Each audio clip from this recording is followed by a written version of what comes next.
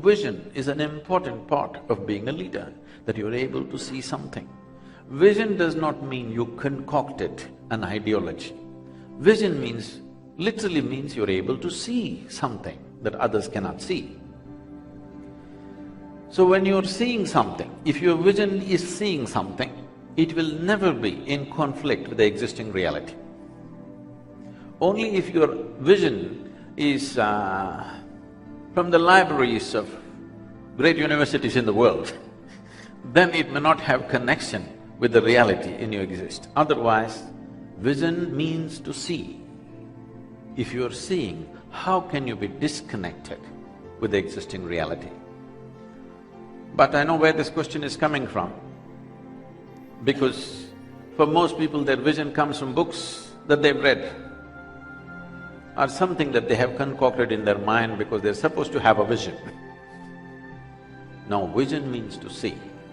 I think for ages, we've always credited women being more intuitive or more visionary, for which they were burnt and killed and battered for so many things because they could see something that others could not see.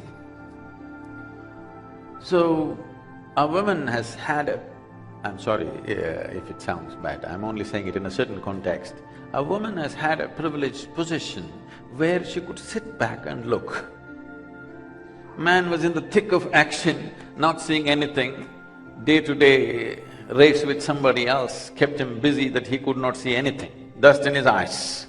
But woman sat back and looked, not involved in the activity but just looking and seeing. So she saw things that others could not see. She developed capabilities within herself where she could see things that two eyes could not see.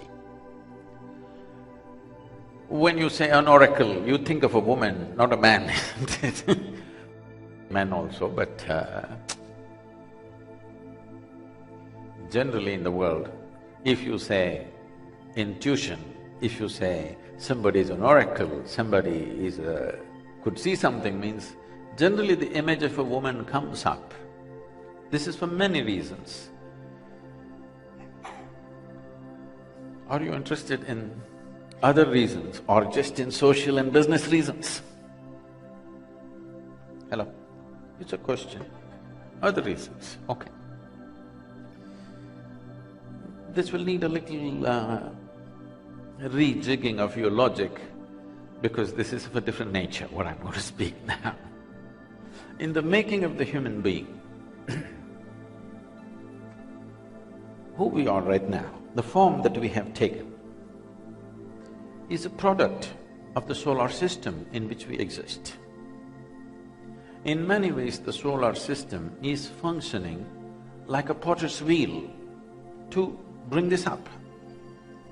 There are beautiful examples or analogies for this. The Adi Yogi, the first yogi, over 15,000 years ago, when his disciples asked him, can't we evolve further? He talked about evolution. He talked about evolution 15,000 years ago, not 150 years ago after Charles Darwin came. He said, first the life upon this planet happened as fish, then it became a turtle, then it became a wild boar, then it became half man, half animal, then it became a dwarfed man, then a full-fledged man but volatile in his emotions, then a peaceful man, a loving man, a meditative man. The next one is supposed to be a mystical one. So when he spoke about this, people around him naturally asked, so can't we evolve further right now? So he said, unless there are drastic changes in the solar system and the way it functions, you cannot physically evolve further, but you can evolve in your consciousness if you're willing. It's uncanny that in recent times, somebody was introducing themselves to me as a neuroscientist here, I don't know what is, okay. Neurologically, a lot of research has gone into this in the last 6 to 8 years, and the same question has come up. Can't we have a bigger brain than what you have right now? How many times you thought the men around you, couldn't they have a little bigger brain? To anybody around you, this question comes up. And when this question was posed, and a lot of research was done in this direction, what the neuroscientists came up with is, see, if you want to have a bigger brain or brain capacity, there are two ways. One thing is pack more neurons inside, which means you may have a higher level of intelligence but a lower level of clarity. A whole lot of children are born like this, more brain cells than they should have. Initial phase of their life, they're very disturbed and agitated or hyperactive. Today they all get named as sick by the doctors. They give them some names. If you just leave them in nature, let them play, do a lot of physical activity, the body will adjust itself. But before that, they're already given a title as to what they are, ADH or this one or that one, and they're medicated for this, which is a completely different approach, unfortunate approach, that every child is labeled before he finds his feet. Or another way of increasing the brain capacity is to increase the size of the neuron. If you increase the size of the neuron, right now as you sit here in a restful state, 20% of your calories are burnt by your brain. Those of you who've been thinking about calories, you just have to think a little more. 20% of your energy is right now being consumed by your brain. It's such a small part compared to the rest of the body, but it is consuming 20% of the energy. It's a very high energy consuming part of your body. If you increase the size of the neuron, this physical body will not be capable of delivering the necessary energy that the brain will demand. So they said you cannot increase the brain capacity, but you can use it better. It's uncanny, after 15,000 years we say the same thing. And this is not because of neurological principles, this is because of physical laws in the universe. Physical laws are determined on this planet because of the structure of the solar system, or what they're saying once again is, unless something about the solar system changes, you cannot change the structure of your brain or structure of your body. So in that sense, the solar system has a serious role to play. At what speed it is spinning, how it is doing things, has a serious role to play in the way your body has shaped up, in the way your intelligence has shaped up, in the way the human being has evolved over a period of time. Considering this, there are three very important factors. There are 9 important factors, we'll not go into that. The 3 most important factors are the planet, the sun and the moon. It is only because our mothers' bodies were in sync with the cycles of the moon, we're even born, otherwise we wouldn't be born. Similarly, the cycles of the sun, which happens once in 12.25 years, have similar impact on us, but that is not noticed by most people because it's 12.25 year span. So the cycles of the sun and the cycles of the moon have a serious impact. The cycles of the moon have a larger impact on the feminine of the nature. I'm not talking about male and female, I'm talking about masculine and feminine as 2 different qualities in nature. When I talk about this as masculine and feminine, not as male and female is just a byproduct of the masculine and the feminine nature which exists in nature. In the yogic system, you will see always a full-grown yogi means he is depicted as half man, his right-hand side is man, the left-hand side is a female body. He is always depicted like this. A full-grown yogi means both the masculine and feminine in him has grown to its fullest extent. The logical and the intuitive, the masculine and the feminine, the ability to conquer and the ability to embrace, both of them have grown within him to its fullest capability. So, when we talk about the nature of human development on the planet, we have been at a stage where survival has been an issue for a long time. In our perspective, it's a long time, but in the life of the planet, a few thousand years is not a long time. In these few thousand years, survival has been the biggest issue. When survival is the biggest issue, masculine was most important, naturally. procurement was most important. Fighting it out for every piece of bread was most important. Now, like never before, though still many areas of the world have to be handled, still, like never before, our food and survival has been organized like never before. Never before in the history of humanity was survival process as well organized as it is today. Today, if you have the money, you can go to the superstore and buy everything that you need for the next 1 year and not step out of your house for 1 year. This was not possible. Every day you had to go for water, every day you had to go out for food, every day you had to go out for everything.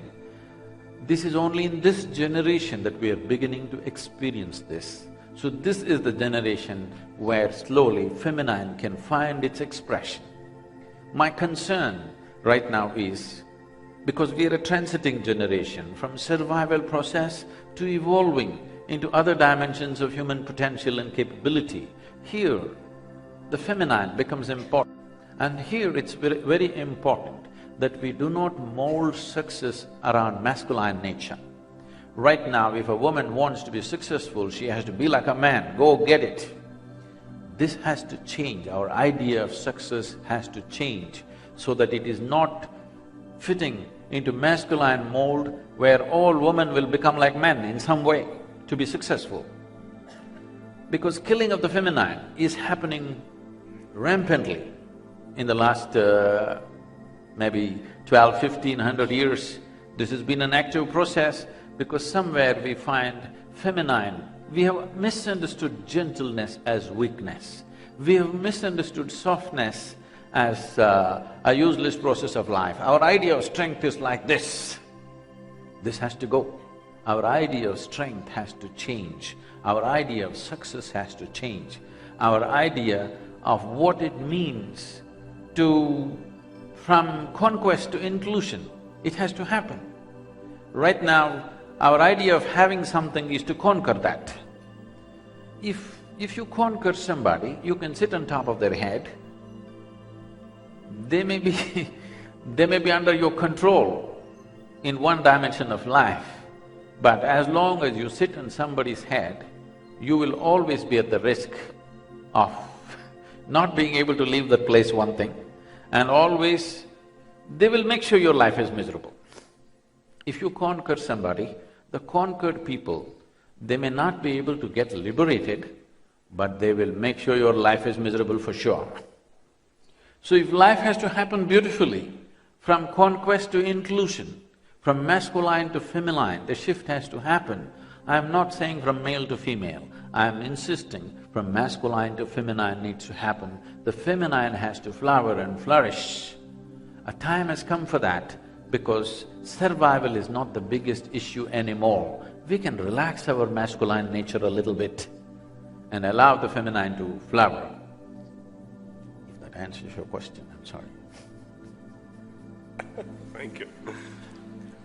Sadhguru, what's your greatest passion? I'm sorry? What's your greatest passion? Oh, I do not know how not to be passionate about anything.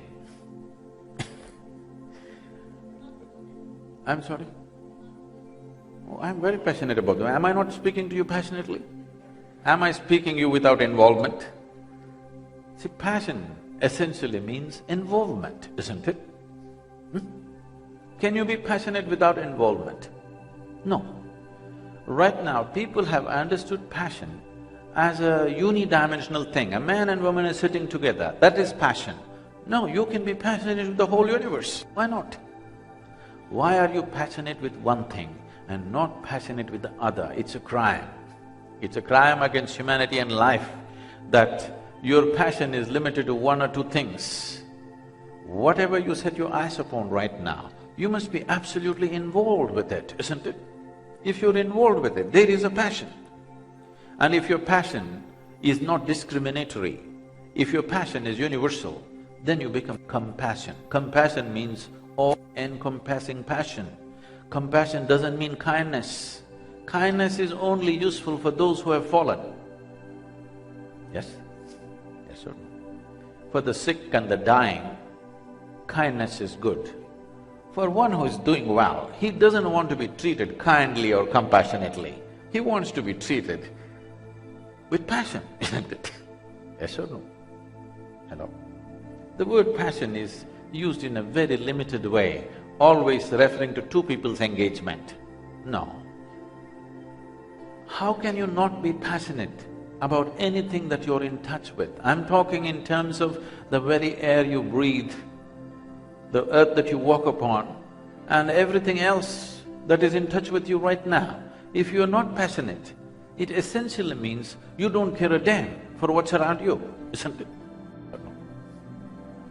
If I'm not passionate with you, what it means is I don't care a damn for you. I've come here to deliver something. No, I'm not coming here to deliver anything. I'm here because I'm passionate about every piece of life. Because you mentioned women. Can I tell you a bit of a story? Is it okay? Hello? Hello, I'm talking to you. I had a great-grandmother who lived up to 113, 113 years of age. Those days, people said, she's a devil of a woman. Because if she laughed, the whole street shook. In those days, a woman was not supposed to laugh loudly. I don't know how they managed to live with women who could not laugh. It must have been torturous. So she laughed in such a way that the whole street shook when she laughed. So people said she laughs like a devil. I was just 4 or 5 years of age. I thought, if the devil is the one who laughs, somehow he seems to be more attractive to me. And she was more attractive to me than anybody around because she laughed in such a way. I saw her in all kinds of states. She would be laughing and crying at the same time, singing and dancing and laughing and crying. She was over 100 at that time. When I saw her, she had crossed 100 mark. And I've seen these things happening. In the morning, people give her a breakfast. When she was 68 years of age, after she buried her husband and many of her children and a few grandchildren, because she got married at 14, by 68 she had seen everybody coming and going. So she left the family, built a small place for herself with her own hands and lived there. When we went there for vacations to our ancestral home, she would always come to see the children. And when somebody gave her breakfast, she would just first take the breakfast to the ants, to the birds, to the squirrels, and she would watch them eating. And there were people who were self-appointed advisors who said, you old woman, you don't eat anything, you will die one day. All these advisors died, but she continued to live. I've seen her many times.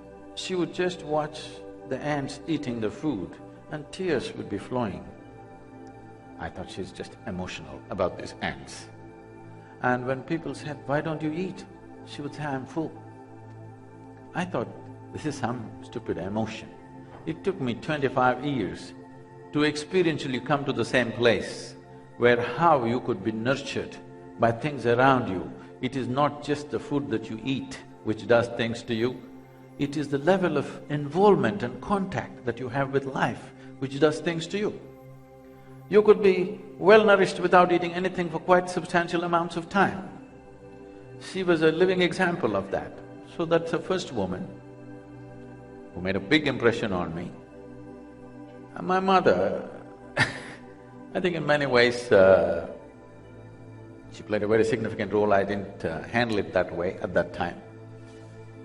I remember as children, if we traveled somewhere, my mother did everything in the house. Okay, she never involved herself in any economic activity as it is today, but for the 4 of the siblings that we had, she did everything in the house. She stitched, she embroidered, she cooked and she worked. She was definitely the most valued person in the home, not because she brought money home, simply because she was home. Very easily I can imagine my life without my father. I can never imagine my life without her.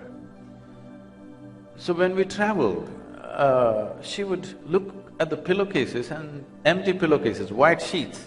She would say, how can children eat on empty pillowcases? And right there she would pull out her sewing needle and thread and she would make one tiny little flower or a green parrot on the pillowcase.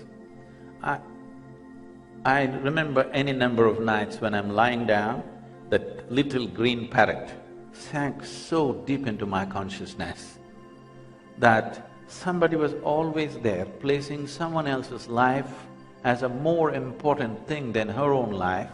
I think that's the bedrock of my life today. I don't stitch green parrots, but I do similar things to people all the time. And then my wife, she was like my shadow.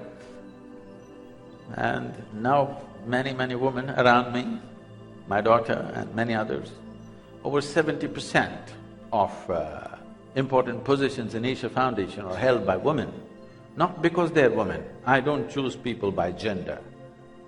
I just go by their competence. What I see is if you provide a safe enough and a respectful enough space, a woman's creativity flowers wonderfully. A lot of her time is gone in life just trying to look right, sit right, stand right. All her intelligence and her effort and her energy is gone in the world because she's always seen as a showpiece. She's always trying to sit right, dress right, look right. A whole lot of energy and time is gone in this. If you take away this, if you just provide them a respectful and a safe place, I find they're doing wonderfully well. As I said, 70% of important positions in the foundation are held by the women, not because of their gender, simply because of their competence. And here I am with you today.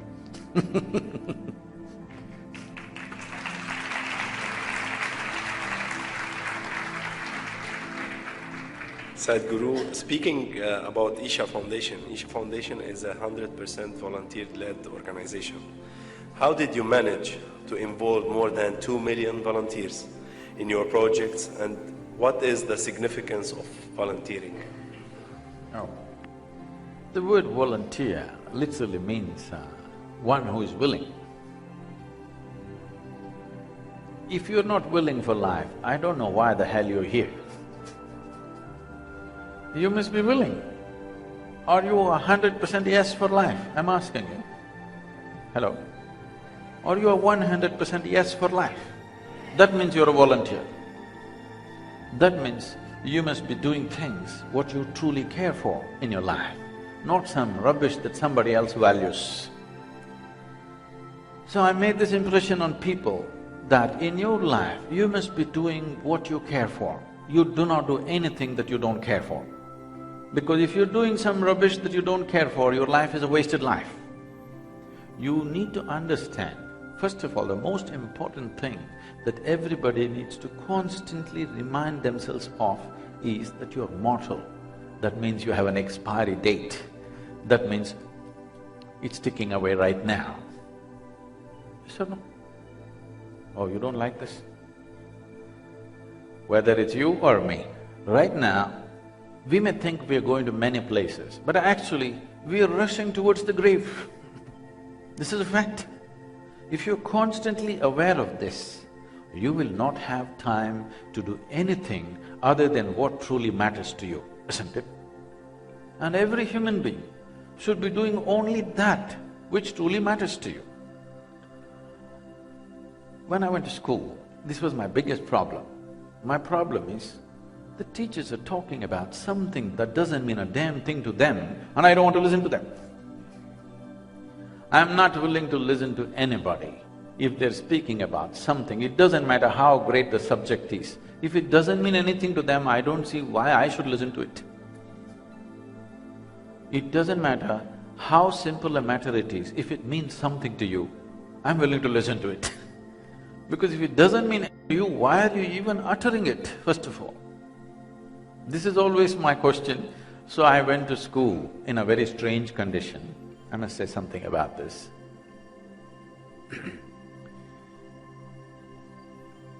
When I was 3-4 years of age, I realized one thing. I suddenly realized I don't know anything.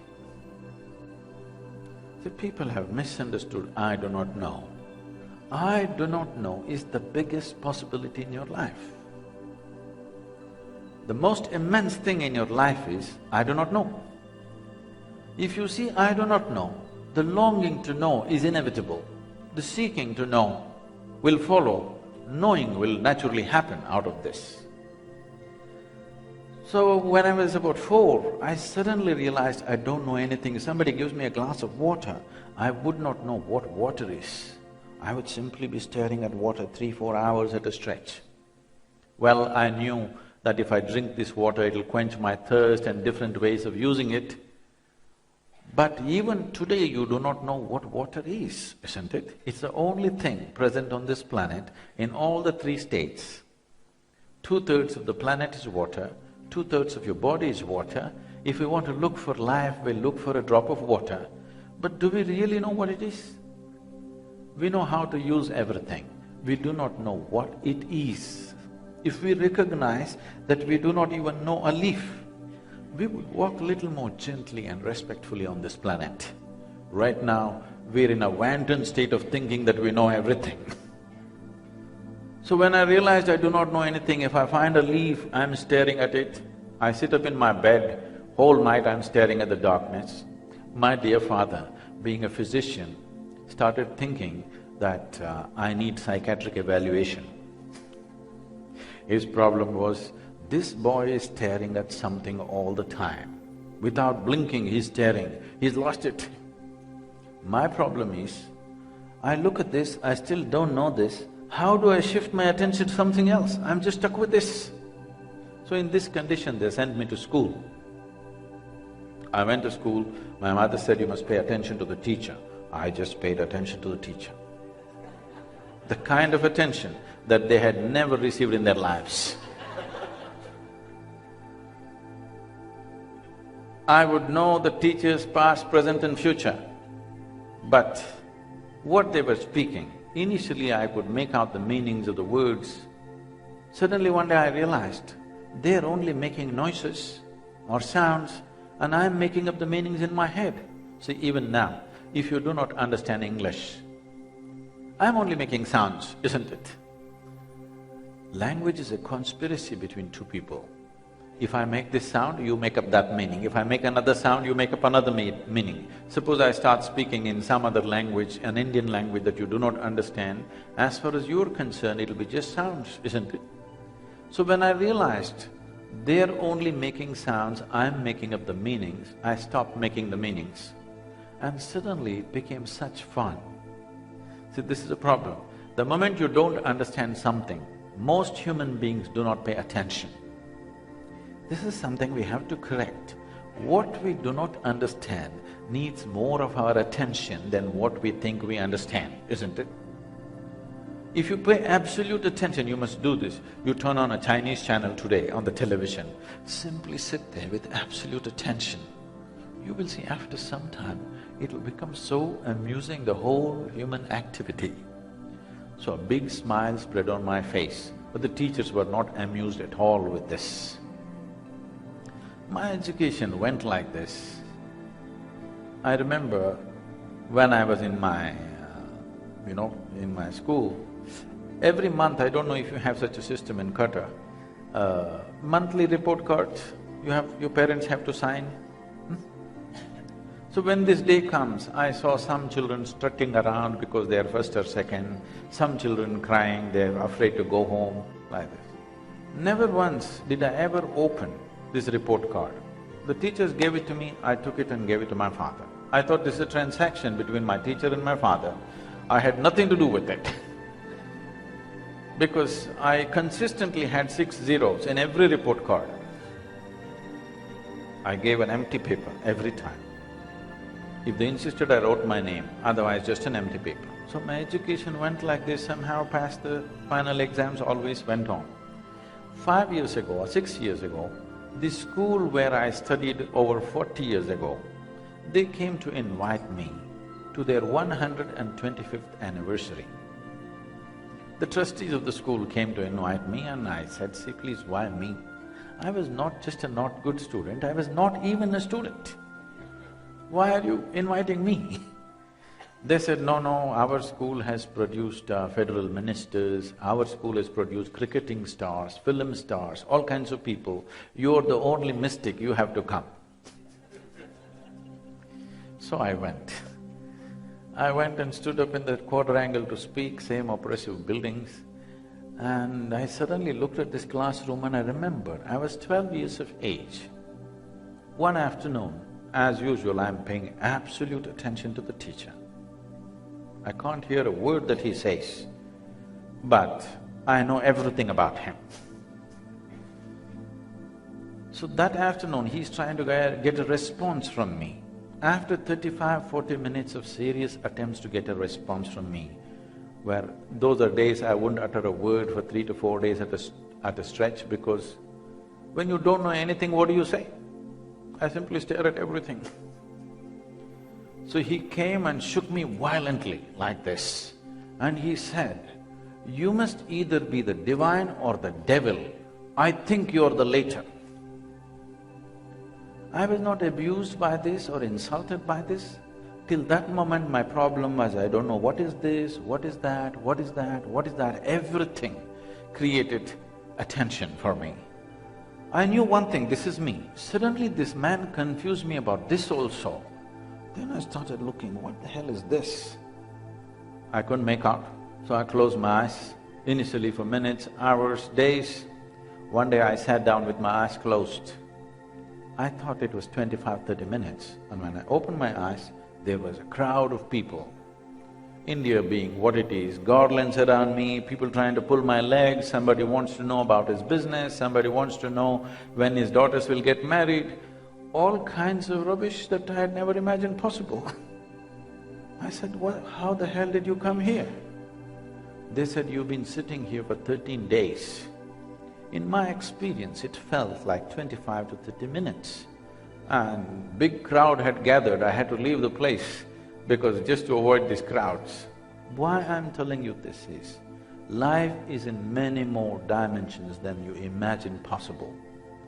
It is only in enhancing your perception, you will access it, not in making conclusions. This is one thing we have to bring into our children, that most of the universe that we live in, we do not know, a sense of wonder and interest in everything that's around us. Right now, we have idiotic conclusions about everything that we keep changing every 25 years. It's time we pay attention to the magnificent creation in which we are living. If we do this, all the other things that you're talking about will naturally fall into place. Because see, the fight in the world, the conflict in the world is not between good and bad as people would like to project it. It is always between one man's belief or other man's belief. I believe this, you believe that, somebody else believes that, we are always fighting endlessly. If we wondered about everything around us, if we paid attention to everything, the universe will yield in a fantastic way. And if we live here for 1,000,000 years, it can still keep you interested.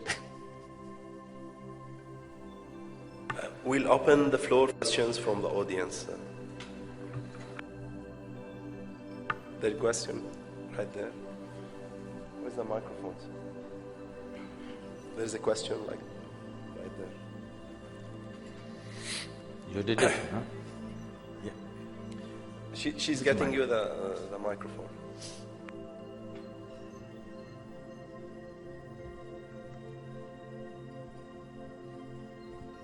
Hello. Okay, my name is Hala. I have a dream. It makes my heart sing. And I forgot about it for 6 years. Sing or sink? Sing. Sing, okay. And I forgot about it for 6 years, and 2 years back, I woke up thinking that I want to accomplish. I made like a minor achievement, maybe it's a major to others, but I still have difficulties in achieving my dreams, and some look at me as if I'm insane or like I'm a big dreamer or whatever. So my question for you, what signs, like maybe life gives you to believe more in your dream as if you are on the right track and you're gonna accomplish it. Thank you. My blessing is may your dreams not come true. I'll tell you why. See, if your dreams are big enough, it will never get completed in one lifetime. Only if you have petty dreams, you can fulfill it in a few years. If you have a truly large dream, you know you will only take one step in your lifetime and somebody else will further it tomorrow. It will go on. So may you have such dreams that they will never be fulfilled. But your life is beautiful because you're working for a dream, not because it will happen. It is just that if you can take a single step in a lifetime, that's a great thing. If your dream is large enough, so make your dream large enough so that your dreams are not fulfilled in this lifetime. Oh, will that make you miserable? That's the whole thing. This is the whole thing that we have not established. Right now, for most human beings, the song in their heart will die if some situation around them does not work out the way they think it should happen. You see any number of frustrated, depressed, beaten human beings simply because their inner experience is determined by what's happening around them. In the very nature of things, life is made in such a way that the outside will never happen 100% the way you want it. Even if you're just two people in the family, it still doesn't happen the way you want it, isn't it? If it's happening 51% your way, you have the controlling stake. 100%, it never happens. Is it a fact for everybody's life? And it should be that way, because if everything happens your way in this world, where do I go? Where does everybody else go? Something happens my way, something happens your way, something happens somebody else's way, it's fine. The world need not happen 100% your way, it should not happen your way. But at least you as a person should happen 100% the way you want yourself to be, isn't it? This one person must happen 100% the way you want this person to be. If this one person happened 100% the way you want himself or herself to be, how would you keep this one, blissful or miserable? I'm asking you. See, what you want for yourself is definitely the highest level of pleasantness. What you want for your neighbor may be debatable, but what you want what you want for yourself is 100% clear, the highest level of pleasantness. If pleasantness happens in your body, we call it health. If it becomes very pleasant, we call it pleasure. If your mind becomes pleasant, we call it peace. If it becomes very pleasant, we call it joy. If your emotions become pleasant, we call it love. If it becomes very pleasant, we call it compassion. If your very life energies become pleasant, we call this bliss. If it becomes very pleasant, we call it ecstasy. If your surroundings become pleasant, we call it success. This is all you want in your life, isn't it? Success is the only thing. The outside pleasantness is determined by many forces, not just by you. All of them must cooperate to create outside pleasantness. But to create inner pleasantness, you don't need anybody's cooperation, just you, isn't it? This one thing, if you make it happen, then you would not naturally enlarge your dream in such a way, it cannot be fulfilled in one lifetime. The fear of suffering is what is making people dream small, think small, work small, because I dream big and if it doesn't happen, what will happen to me? I will become miserable. If you have an assurance, whatever happens, this is how I will be, you would dream really big, isn't it? I must tell you a small example. They were on the video showing the project Green Hands. In the year 1998, some experts from United Nations came to southern India and they made a prediction by 2025, 60% of southern India will be a desert. Maybe you don't mind that living in Doha, but when they said a desert is a bad word in southern India. A desert means a horrible place. A desert means life cannot sustain itself. So when they said desert, I wanted to look at this because South India has a history of 12,000 years of agriculture. People have been tilling the same land for 12,000 years. And in one generation, we're going to turn it into a desert. I didn't like the idea. I wanted to see and I traveled around just to see if it's true. And then I found it won't go till 2025, it may happen much sooner than that. I tried to look at what is the… I'm not some kind of an environmental expert or something.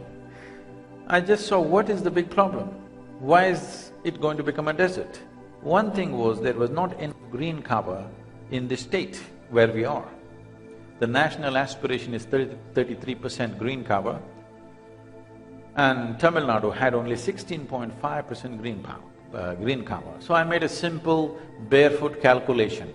If we plant 114 million trees, in 8 to 10 years, in 15 to 20 years, we will have 33% green cover. So I called a bunch of volunteers and told them, let's plant 114 million trees. Their eyeballs rolled. I said, Sadhguru, do you know what is 114 million?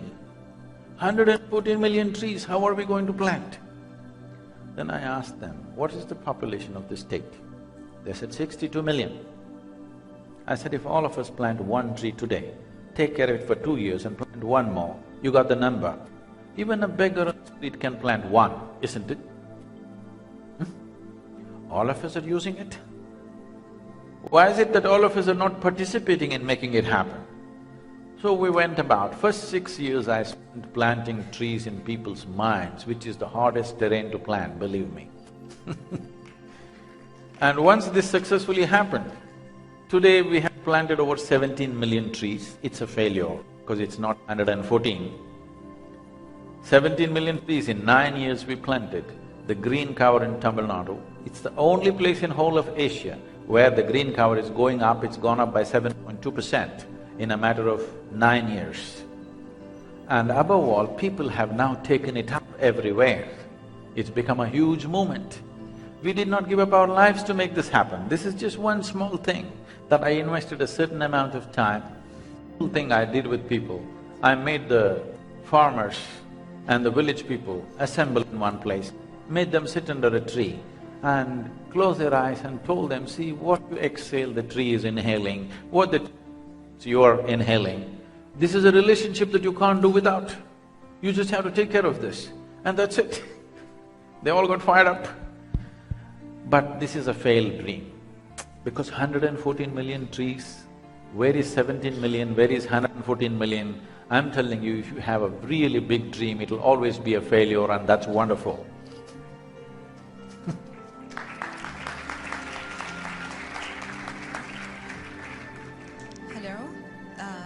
Good afternoon, Mr. Sadhguru. My name is Asil. I'm from Bahrain. I'm an entrepreneur. I don't have a question, I might have a comment to what you said. I do agree, we need to think and we need to meditate, but success can be achieved only through hard work, realization, thanking God, and measures of success only your determination of your success. Nobody can tell you how successful you are. There's no measure, there's no parameter. In every leadership course that I go to, they ask me to think outside the box, reach for the sky, go out there, but we are human beings and we are limited. So there's no such thing as sky's the limit, because other people, I live in a planet with other people, so there is limitations to what I can do. And the time limitation, effort limitation, and it's a choice. It's you choose where to be. I think that.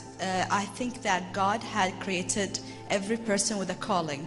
There's a reason why we're here. This is what I believe as an entrepreneur. I don't know if you disagree with me with that. Sometimes things are inside the box. So why should I be looking outside the box unless I find all the answers in the box? Thank you. Thank you. No, I think that is I know a lot of talk is going about this everywhere in the business meetings and stuff. I think it's a little misunderstood concept. When they talked about outside the box, they were only talking about thinking outside the box, not working outside the box. We all work within certain boundaries because our physical capabilities and our energies and time are limited, so we do work within some boundaries. But we were talking about thinking outside the box. Thinking outside the box as a term became popular because people were thinking in traditional ways within the limitations of their social and other exposure. Thinking outside the box is only talking about being exposed to a larger world than being a small community of people.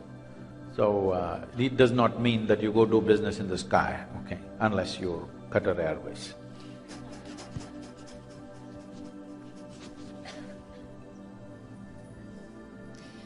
Good afternoon. How challenging is for people to find their inner peace, and how do they know that they reach it? It is not challenging, it is just because they have not done the right things within themselves that peace seems to be such a big thing. These days, everybody is talking about being peaceful as the ultimate goal in their life. Even the so-called spiritual leaders are talking about peace being the ultimate goal. But I'll ask you a simple question with all due regard to all of them. Tell me, could you enjoy your lunch today if you were not peaceful? Hello? No. So enjoying your lunch, is it the highest achievement in your life, I'm asking? If you have a dog at home, you throw something that he likes, he will eat joyfully, isn't it? What's the human problem? We can't sit joyfully, we can't eat joyfully, we can't do anything properly because we have been given an intelligence that we have still not learnt how to handle, isn't it? It's an evolutionary problem. From goat becoming a giraffe, I don't know, she is the genetic expert, she must tell me how many million years she took. From a pig becoming an elephant, it took millions of years. But a monkey becoming a human being happened pretty quick to a point that we think that there is a missing link somewhere. It's an evolutionary problem. Suddenly, we are endowed with a certain dimension of intellect and we don't have a stable enough platform for that. Unless you create one, you will see you not being peaceful, you being stressed, you being miserable essentially means your own intelligence is working against you. Yes or no? Your intelligence is not working for you, it is working against you. Any other creature on this planet, please see, stomach full, they're peaceful. Human being, stomach empty, only one problem, stomach full, 100 problems. Because you're not able to handle your intelligence. What is a phenomenal gift to you has become a problem because you have not created a stable enough platform to operate this intelligence. It's something that every human being needs to work at. Being peaceful is not even an issue. There are many ways to understand this. I know, let me not make a ridicule out of this, there are many ways to understand this. See, suppose you lose your peace today. Who gets the first dose? Somebody in your family, they get the first dose of you not being peaceful, isn't it? If it continues tomorrow, you may pick a quarrel with your neighbor. If it continues tomorrow, you may end up fighting on the street with somebody. If it continues tomorrow, you go to your workplace and yell at your boss. The moment you yell at your boss, everybody knows that you need medical attention. When you screamed at your family, they thought it's normal. But if you scream in a place where it's going to have serious consequences for you, everybody knows that you need medical attention. If they take you to your doctor, initially he tries to talk you out of it, it usually doesn't work, so he throws a pill into you. A little pill if you take, you become peaceful. Maybe not forever, for a certain amount of time. What is a pill? A little bit of chemicals. it is making you peaceful. Or in other words, what you call as peace is a certain kind of chemistry. What you call as joy is another kind of chemistry. What you call as ecstasy is another kind of chemistry. Agony is another kind of chemistry. Misery is another kind of chemistry. Stress and every human experience has a chemical basis to it.